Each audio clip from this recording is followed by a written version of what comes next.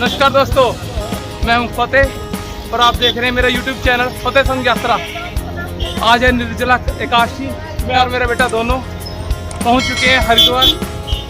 करवाएंगे आपको गंगा जी के दर्शन और माँ गंगा जी की आरती भी दिखाएंगे। बने रहिए मेरे वीडियो में मेरे साथ।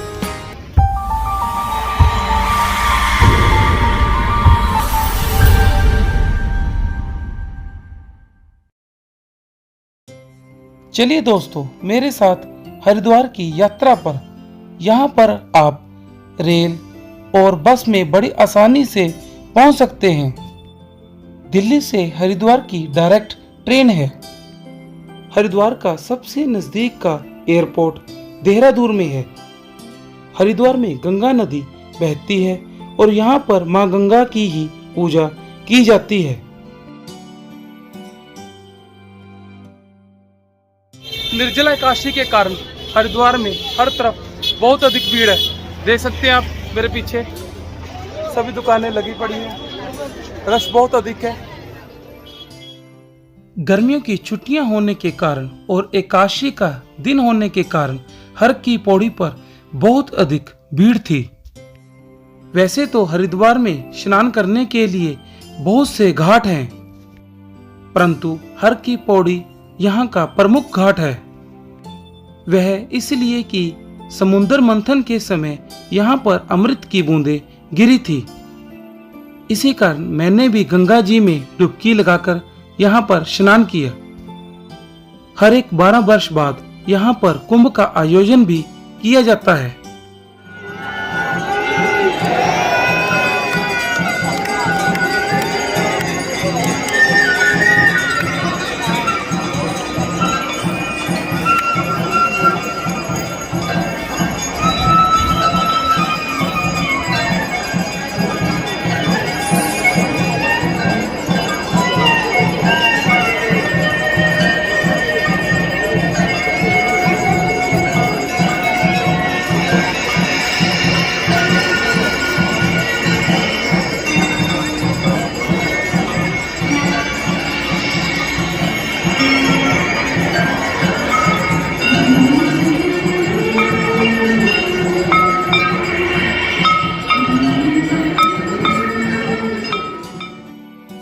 गर्मियों में माँ गंगा जी की आरती शाम के 7 बजे शुरू होती है, जिसे देखने के लिए दूर दूर से हरिद्वार आए हुए श्रद्धालु हर की पौड़ी पर इकट्ठा हो जाते हैं।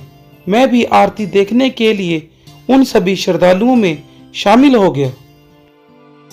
स्नान कर लिया, अब अपने संगरूर की धर्मशाला में पहुंचे। बहुत ही शुद्ध खाना, बिल्कुल शाकाहारी। देख सकते हैं दाल बनी है, साथ में रोटी सब्जी बनी है। बैठे हैं बच्चे मेरे साथ, ये बेटा मेरा साथ है, बेटी बैठे खा रही है। धर्मशाला में खाना खाने के पश्चात हरिद्वार का मशहूर और मेरा फेवरेट दूध पीने के लिए मैं बाजार में पहुंच गया।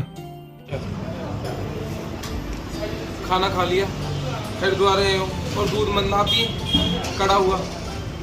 ये तकरीबन 200 ml दूध है, इसमें 25 रुपए का कप है।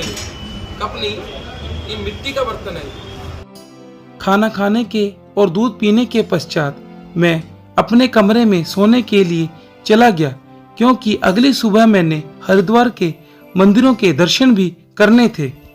हर की पौड़ी की स्नान करने के पश्चात अब मैं पहुंच गया हूं श्री भारत माता मंदिर में। बहुत ही ऊंचा मंदिर है, यहाँ पे करवाता हूँ आपको दर्शन। चलिए मेरे साथ।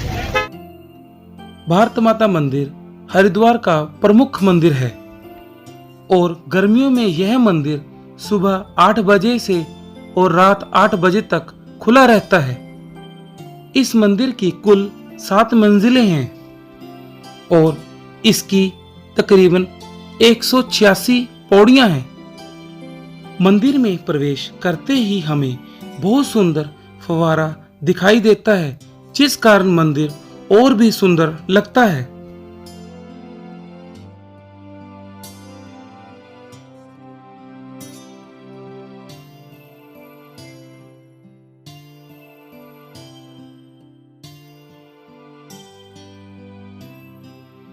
गर्मियों की छुट्टी होने के कारण और एकादशी का दिन होने के कारण काफी रश है भारत माता के मंदिर के लिए। मेरे पीछे आप देख सकते हैं, यहाँ पर आप सिर्फ 2 रुपए में आप लिफ्ट के द्वारा भी चढ़ सकते हैं, पर मैं सीढ़ियों के द्वारा ही जाऊंगा। अगर आप मंदिर की 186 पौड़ियां नहीं चढ़ सकते तो आप लिफ्ट का प्रयोग भी कर सकते हैं, जिसका शुल्क मात्र प्रति व्यक्ति 2 रुपए है। परंतु लिफ्ट के लिए आपको काफी इंतजार करना पड़ता है, क्योंकि लाइन बहुत लंबी लगी रहती है। लाइन लंबी होने के कारण मैंने सीढ़ियां चढ़ना ही ज्यादा मुनासिब समझा। भारत माता मंदिर की पहली मंजिल में शूरवीरों की मूर्तियां स्थापित की हुई हैं, जिनमें महात्मा गांधी, सुभाष चंद्र बोस, चंद्रशेखर आजाद, लक्ष्मीबाई, महाराणा प्रताप आदि की मूर्तियां लगी हुई हैं। भारत माता मंदिर की जो दूसरी मंजिल है उसे मातृ मंदिर कहा जाता है, जिसका अर्थ यह है कि यह मंजिल नारी शक्ति को समर्पित है। इस मंजिल में हमारे देश की शूरवीर और सतीव्रता नारियों की मूर्तियां स्थापित की हुई हैं, जिसमें रानी पद्मिनी, मीराबाई और लक्ष्मीबाई, सीता माता आदि की मूर्तियां स्थापित की गई हैं।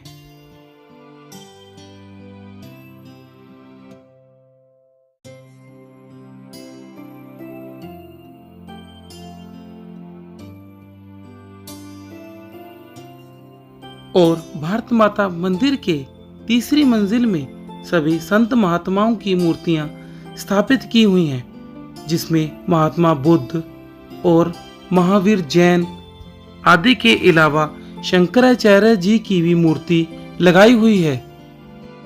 और इसके अलावा संत तुलसीदास जी और गुरु नानक देव जी और गुरु गोविंद जी की मूर्ति भी स्थापित की हुई है। इन मूर्तियों की शिल्पकारी इतनी सुंदर ढंग से की हुई है कि ऐसा प्रतीत होता है मानो स्वयं वही विराजमान हो।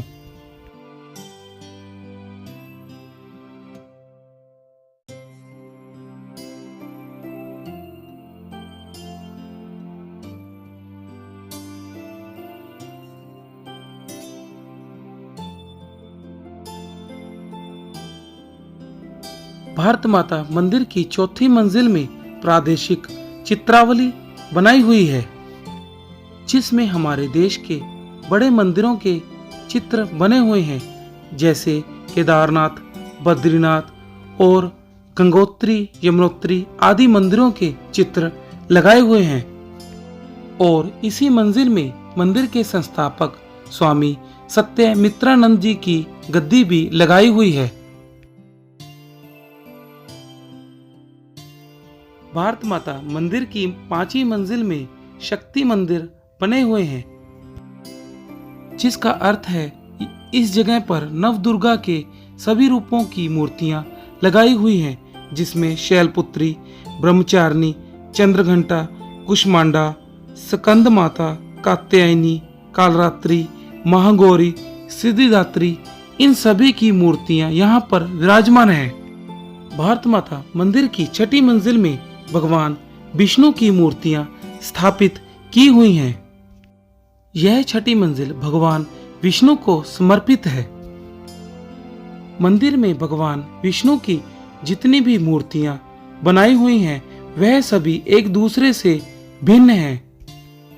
भगवान विष्णु की मूर्तियां तो बहुत सुंदर हैं ही, मूर्तियों के साथ साथ इनके जो वस्त्र पहनाए हुए हैं वह बहुत ही ज्यादा भव्य और सुंदर हैं।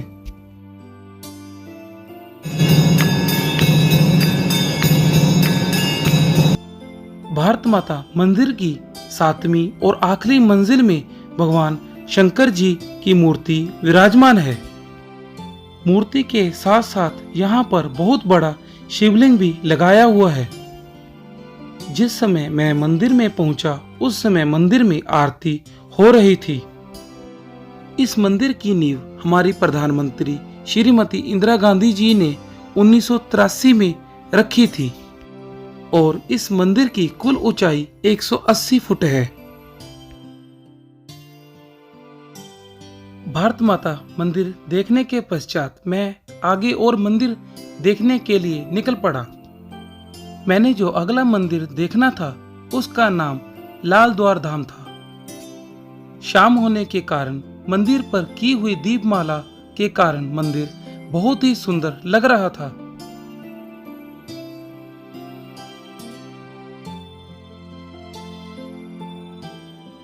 पता करने पर मुझे यह मालूम हुआ कि इस जगह पर श्रीमद् भागवत का सप्ताह हो रहा है।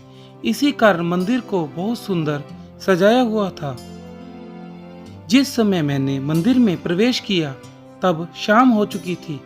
इसी कारण मंदिर के अंदर आरती देखने का सौभाग्य भी मुझे प्राप्त हुआ। मंदिर के अंदर गणेश जी की प्रतिमा और मर्यादा पुरुषोत्तम श्री राम जी, लक्ष्मण जी, सीता माता, हनुमान जी और राधा कृष्ण की मूर्तियां स्थापित की हुई थी, जो मंदिर की शोभा और भी बढ़ा रही थी।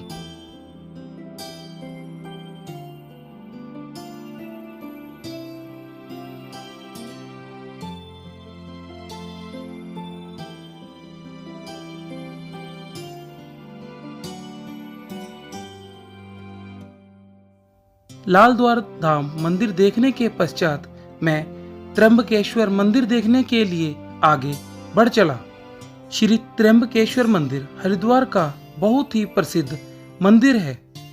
इस मंदिर के बाहर सूर्य नारायण 7 घोड़ों वाले रथ पर बैठे विराजमान दिखाई देते हैं। इनके अलावा इस मंदिर के बाहर भगवान शंकर, माता शेरावाली और राधा कृष्ण की मूर्तियां भी बनी हुई दिखाई देती हैं।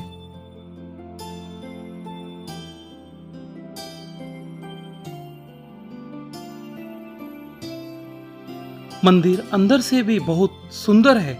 इसकी दीवारों और पिलरों पर गोल्डन रंग किया हुआ है, जिस कारण मंदिर की शोभा और भी बढ़ जाती है। मंदिर के अंदर जिस शिवलिंग की स्थापना की हुई है वह बहुत भव्य है और यह पंचमुखी है। त्र्यंबकेश्वर मंदिर में दर्शन करने के पश्चात मैंने जो अगला मंदिर देखना था उसका नाम श्री राम मंदिर था। यह मंदिर भी हरिद्वार का प्रमुख मंदिर है। यह मंदिर वृक्ष कुटिया के बिल्कुल पास बना हुआ है।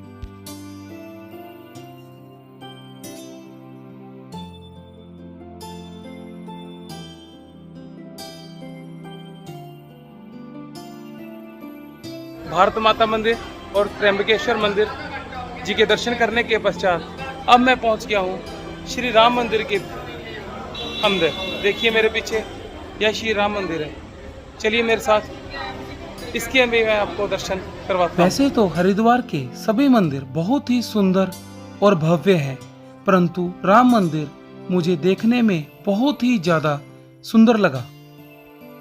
रंग बिरंगी लाइटों के कारण मंदिर की मूर्तियां अपना रंग बदलती हुई दिखाई दे रही थी, जो देखने में बहुत ही सुंदर लग रही थी। मंदिर में राधा कृष्ण और राम परिवार, गणेश जी और दुर्गा माता आदि की मूर्तियां स्थापित की हुई हैं।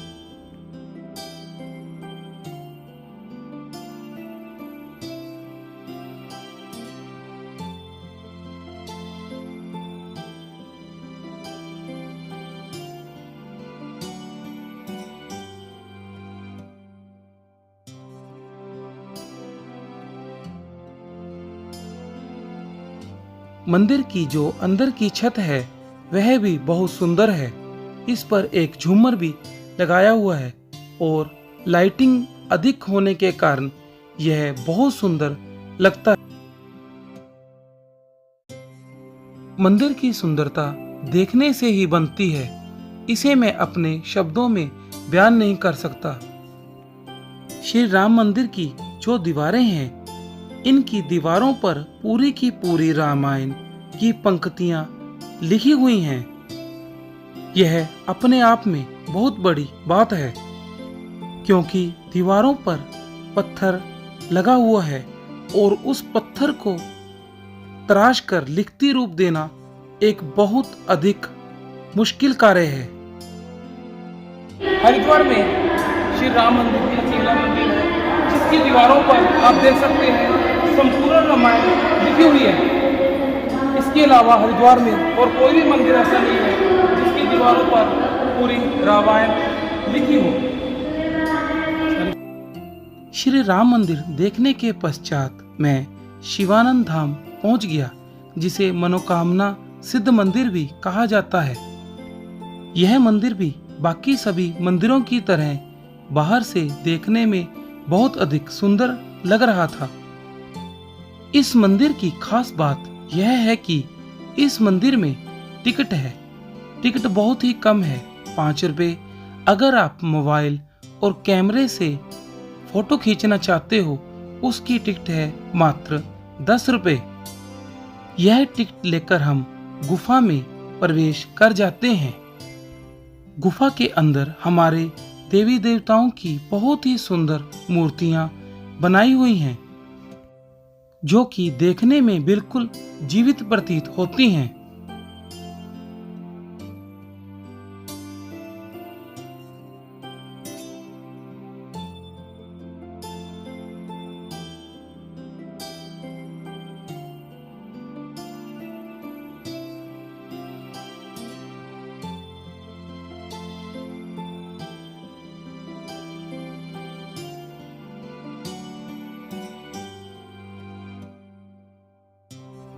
मनोकामना मंदिर में दर्शन करने के पश्चात मैं सिद्धपीठ भूमा निकेतन मंदिर में दर्शन करने के लिए आगे चल पड़ा। इस मंदिर के अंदर भी मनोकामना मंदिर की तरह गुफाएं बनी हुई हैं और उसमें प्रवेश करने के लिए मात्र 5 रुपए की पर्ची लेनी पड़ती है।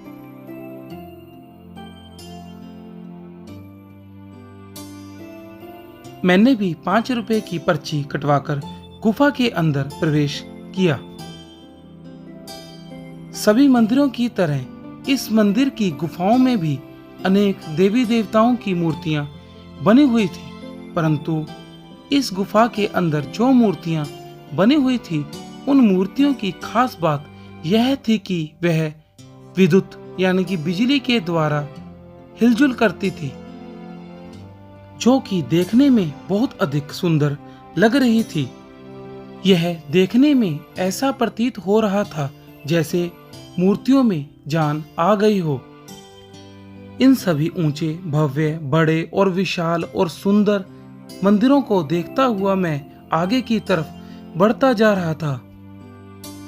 वैसे तो हरिद्वार को मंदिरों का घर भी कहा जा सकता है, क्योंकि जिन मंदिरों को मैंने अपनी वीडियो में आपको दिखाया है, इसके अलावा हरिद्वार में और भी बहुत बड़े मंदिर हैं, जिनमें मां मनसा देवी, मां चंडी देवी और कंखल आदि मंदिर शामिल हैं। परंतु समय का अभाव होने के कारण यह सभी मंदिर मैं आपको इस वीडियो में नहीं दिखा सकता। इसके लिए आप मेरी अगली वीडियो की प्रतीक्षा करें। संपूर्ण वीडियो देखने के लिए आप सभी का बहुत बहुत आभार। जय शंकर।